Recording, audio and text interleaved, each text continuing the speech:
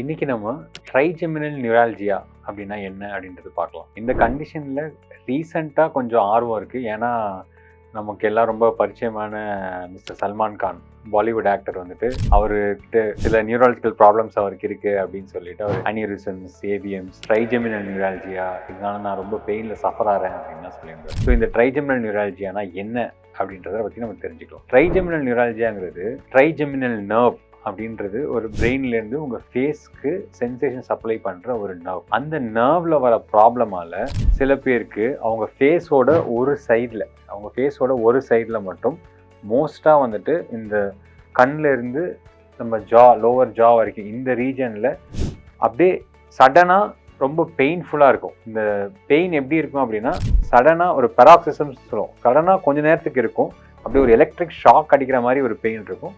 அப்புறம் ஆட்டோமேட்டிக்காக ஒரு ஃபியூ செகண்ட்ஸ்க்கு ஃபியூ மினிட்ஸ்க்கு அது வந்துட்டு குறைஞ்சிரும். ஆனால் இந்த பெயினோட ப்ராப்ளம் என்னென்னா இது ஒரு நாளைக்கு மல்டிபிள் டைம்ஸ் வரலாம். இந்த பெயின் வர பேஷண்ட்ஸ்க்கு இது ரொம்ப ரொம்ப ரொம்ப டீபிலிட்டேட்டிங்காக இருக்கும். ரொம்ப ரொம்ப ரொம்ப கஷ்டமாக இருக்கும். அவங்களால நார்மலாக சிரிக்கவோ, பேசவோ, சாப்பிடவோ, இந்த மாதிரி எந்த நார்மல் ஆக்டிவிட்டீஸ் பண்ணுறதுக்குமே ரொம்ப கஷ்டமாக இருக்கும். இதுதான் இந்த ட்ரைஜெமினல் நியூரால்ஜியாவோட மேஜர் ப்ராப்ளமே.